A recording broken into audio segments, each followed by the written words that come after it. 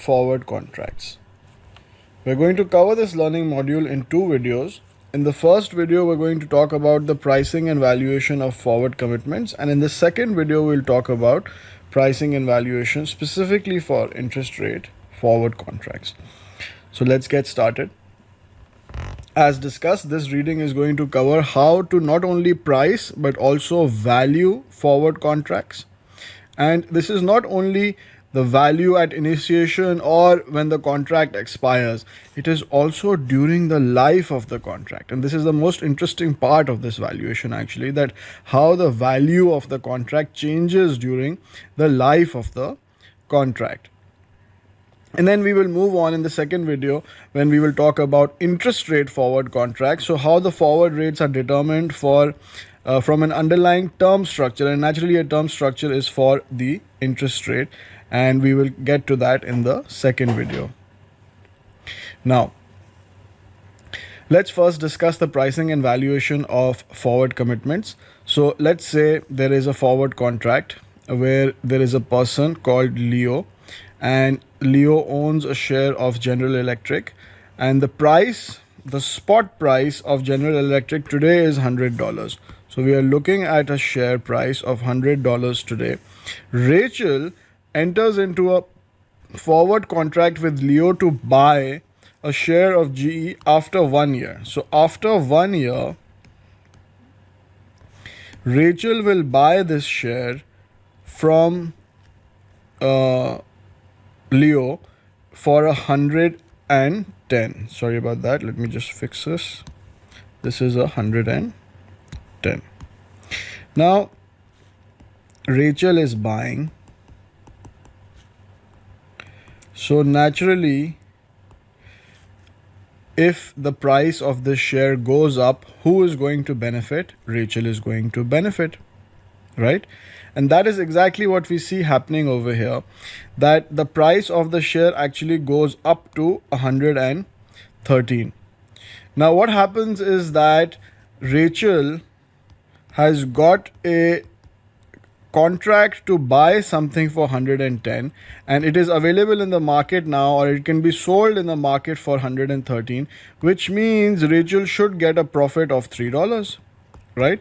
Now there are two ways in which this contract can be settled. So this contract can be settled in two ways.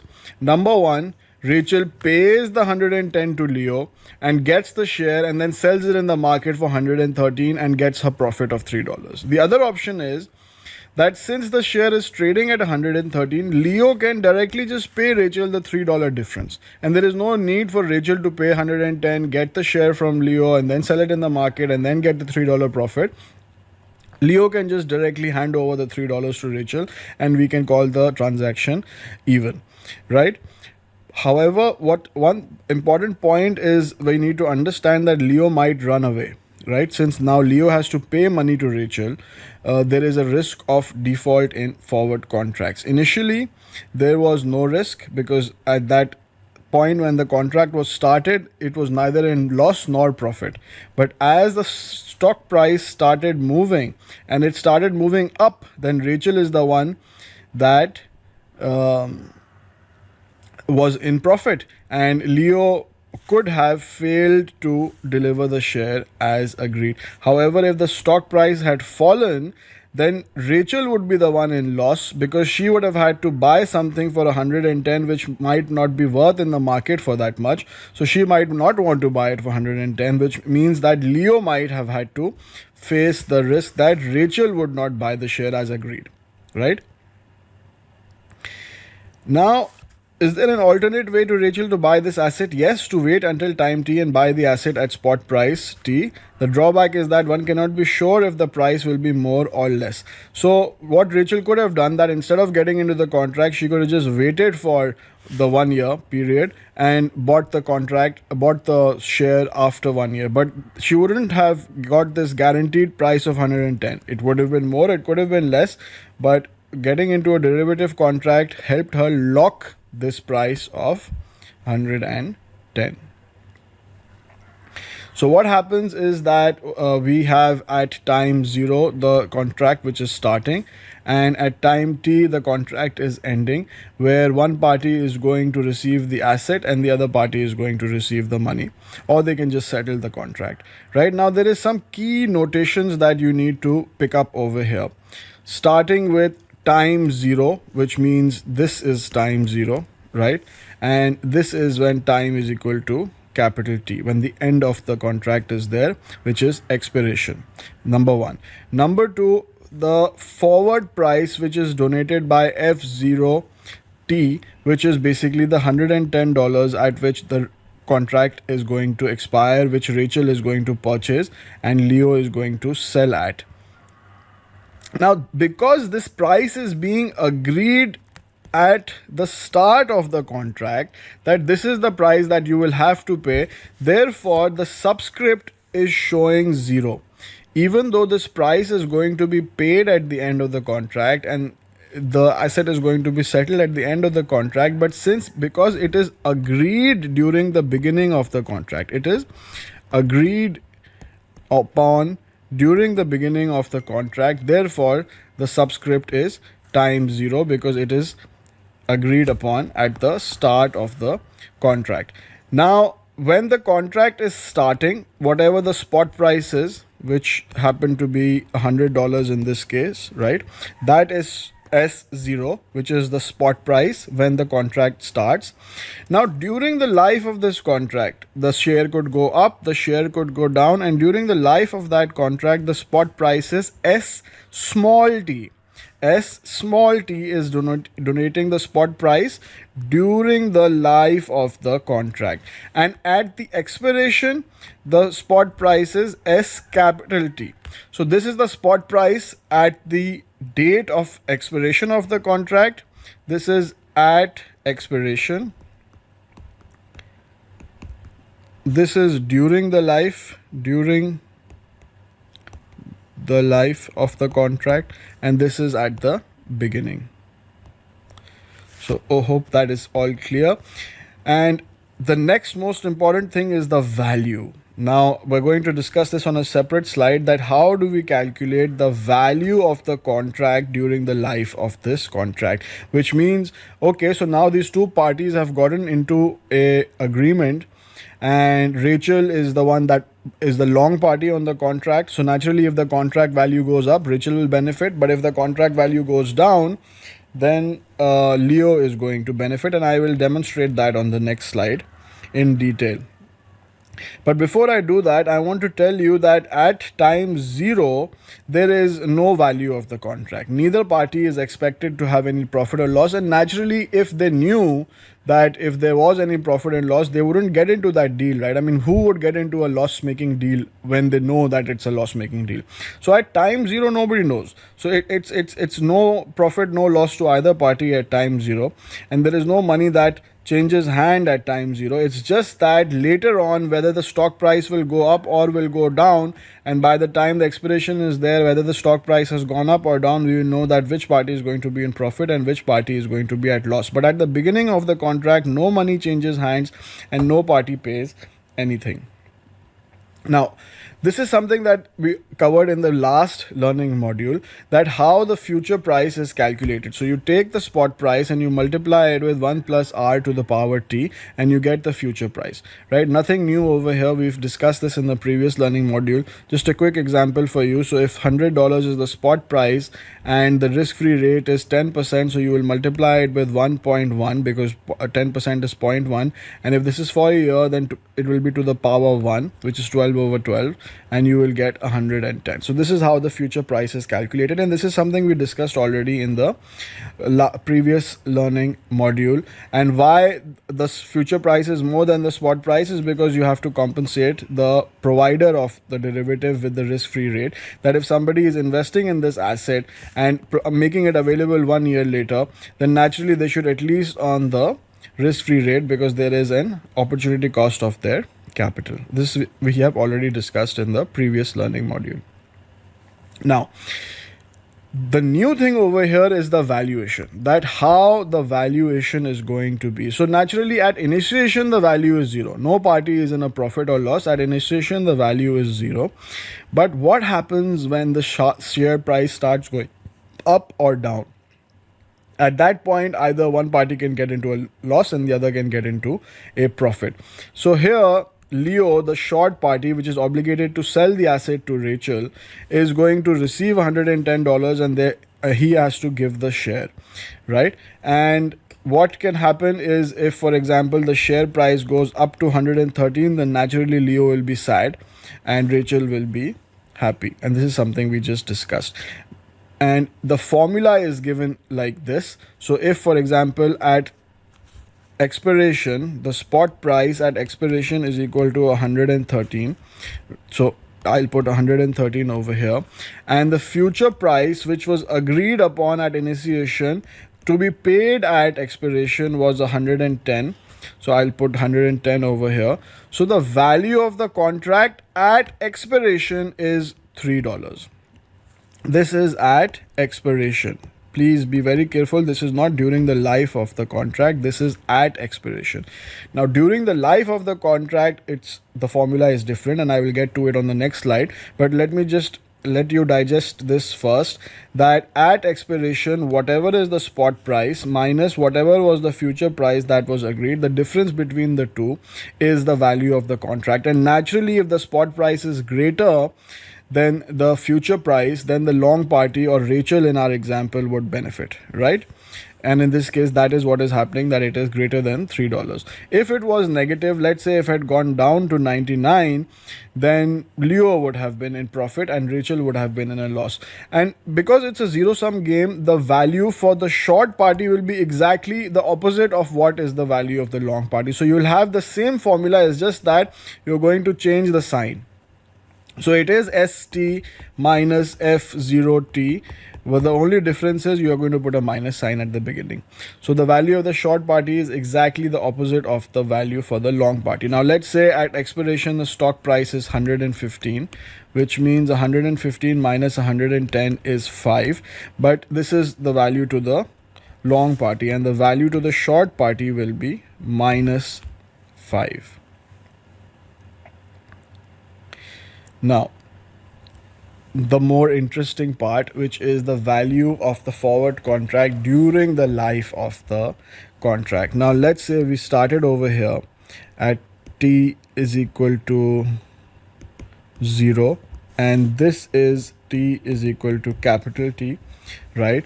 And the spot price was 100, and the future price that is agreed, which is F0T, is 110. Now during the life of this contract, the stock price is going up and down, and eventually it reaches 113, right? So what happens during the life of this contract? Let's say we are here somewhere, right? Somewhere in the middle of the year. So what is the value of this contract at this point? Let's say this is T is equal to small t, right? So what is the value of the contract at this point? Naturally, we are going to take the spot price and we will minus the forward price which is agreed. But the only complication is that this forward price will be paid at this point. So we need to bring this back.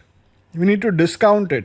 So the way we discount is, and let me show the formula to you now, is that we take the spot price at small t and we take the future price, but we bring it back by how much? Now let me go back to the previous slide and show you by how much.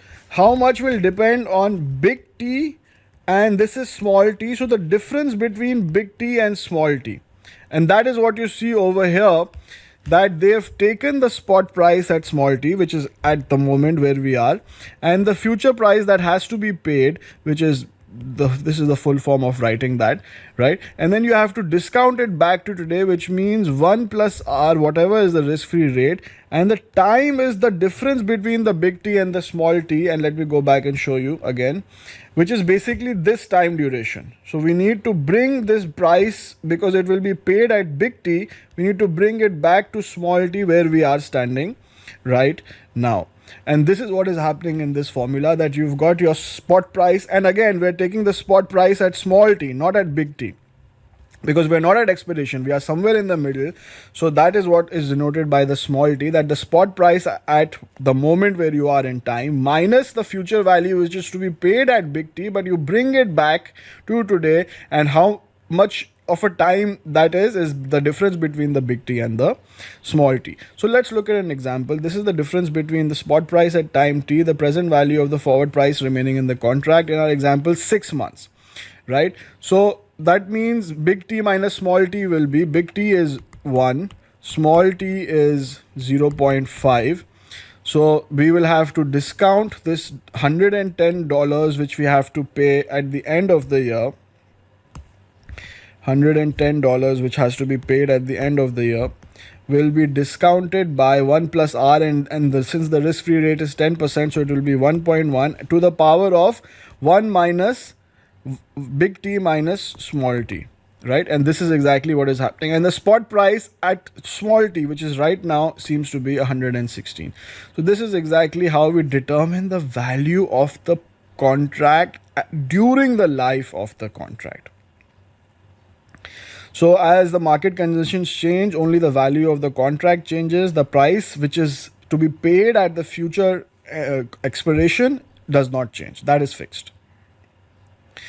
And this you can see in this chart, right? So as the spot price is going up and down, your value to the contract is changing. Now, this is from the curriculum, and this can get a little bit confusing because you might think, what is this F0t multiplied by 1 plus r to the power minus t minus t? So actually, just think about it this way, that spot price at t is greater than future price which is to be paid at the expiration. It is divided by 1 plus r to the power t minus t. This is what it is. It's just that instead of writing it underneath F0t, they have written it alongside it. Instead of dividing it, they are multiplying it, and that is why this sign is negative. Because to have that discounting effect, you can either write this, or what you could write as st is greater than F0t, and instead of dividing it by 1 plus r t minus t, you could also say multiply it with 1 plus r, but here this will become minus t minus t. So the impact will be the same. The important thing to understand is if that the spot price at any given point in time, whether it is this, or this, if it is greater than the discounted value of the future price, and the shorter the time frame, the further you are away from big T, the less the future prices, and the closer you get to the big T, the more the future prices. So naturally it is discounted back, right? So it will be smaller the closer you are to 0, and it will be bigger the closer you are to big T, and that you can see in this line. So this is your basically current value of the future price, and as long as the spot price at time T is greater than the present value of the future price, you are in a gain.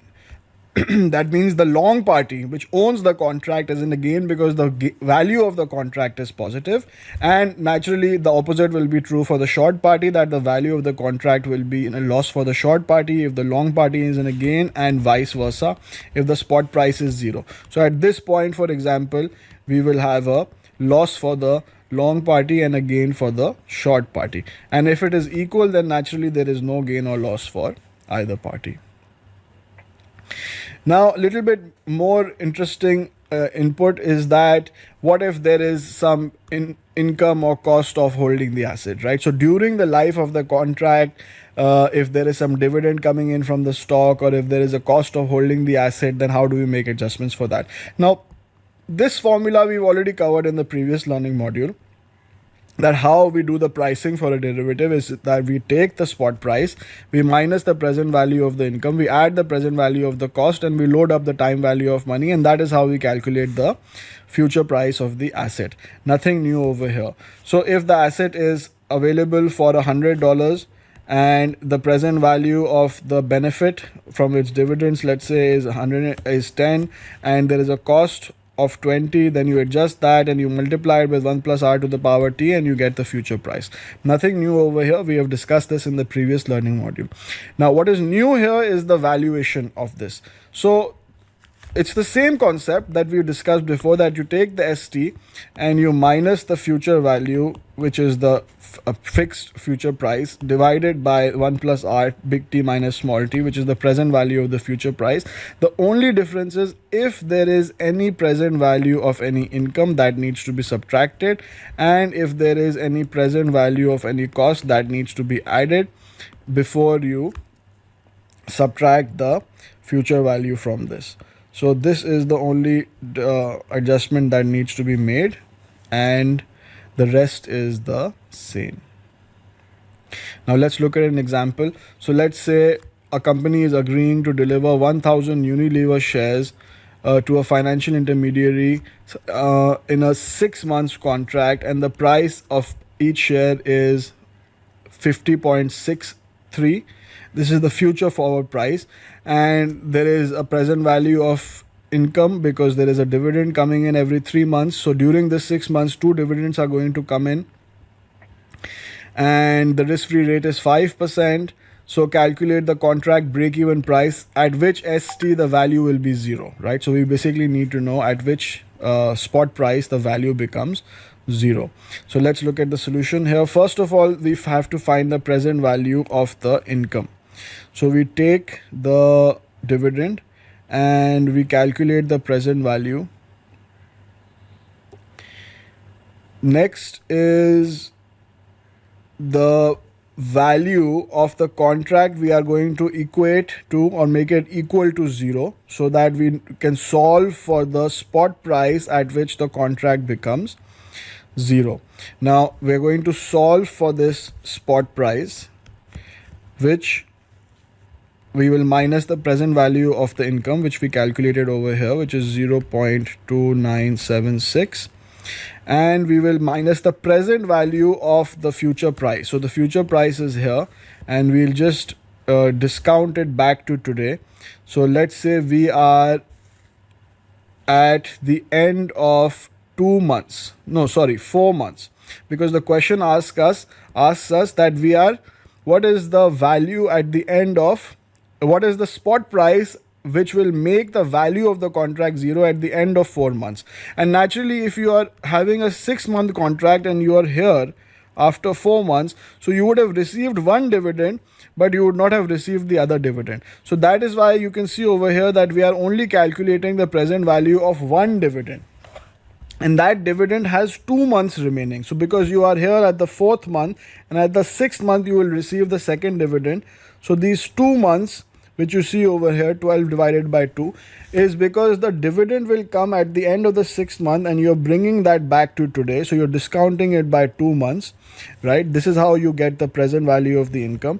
And also the present value of the future price, which is 50.631, has to be brought back with T, big T minus small t. So big T is 6 and small t is 4. So again, this will be 2 months as well, 2 over 12. Why? Because big T is 6 months and small t is 4 months. So you're looking at a remaining time of 2 months. So you're going to discount it for 2 months. And why 2 over 12? Because the rate that we are using is the annual rate.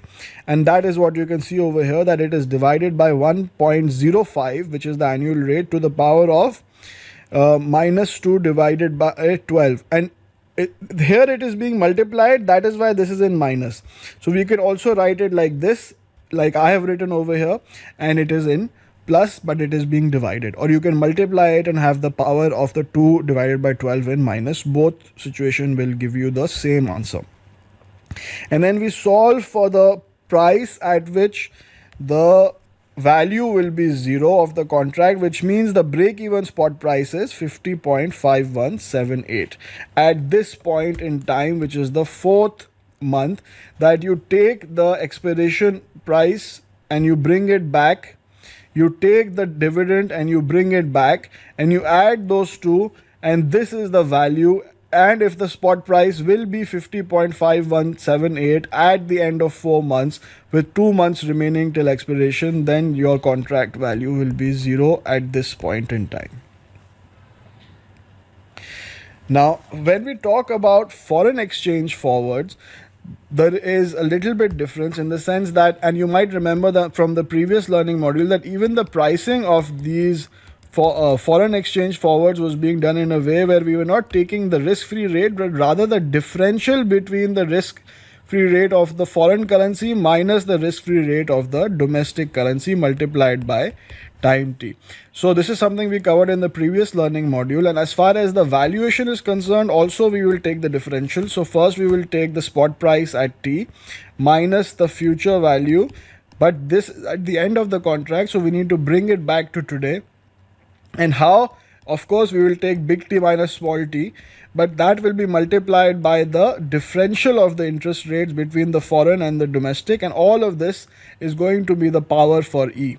So it will be ST minus F divided by E to the power of risk-free rate for the foreign currency minus the risk-free rate for the domestic currency multiplied by big T minus small t. So this is the value of the contract for any forward contract for foreign exchange. Let's have a look at an example for this. So let's say a company has entered into 1 year long 1 year USD euro forward contract. It has agreed to purchase 1 million euros in exchange for 1.201 million USD at time 0 is equal to 0. The contract is initiated. A spot rate is 1.192. The 1 year risk-free rate is 0.5 and the euro risk-free rate is minus 0.25. Describe the mark-to-market impact, which is basically the value of the contract on the FX forward contract from the company's perspective. Now this company is long, right? So we're going to look at the long perspective. If the 1 year USD risk-free rate instantaneously rises once the contract is initiated. Now with other details unchanged, now let's have a look at this. So what's basically happening is that your spot price at initiation was 1.192 and your future price, which is agreed, is 1.201, right? And the difference between the foreign and the domestic rate is basically changing. Now you have 0.75 because it went from 0.5 to 0.75 because it instantaneously increased by 0.25. So it has gone up to 0.75 and your euro rate is in negative. That's why it is being added instead of being subtracted over here. And when you calculate the present value of the future price and you adjust it from the spot price, this is the value of the contract at the current mark-to-market situation.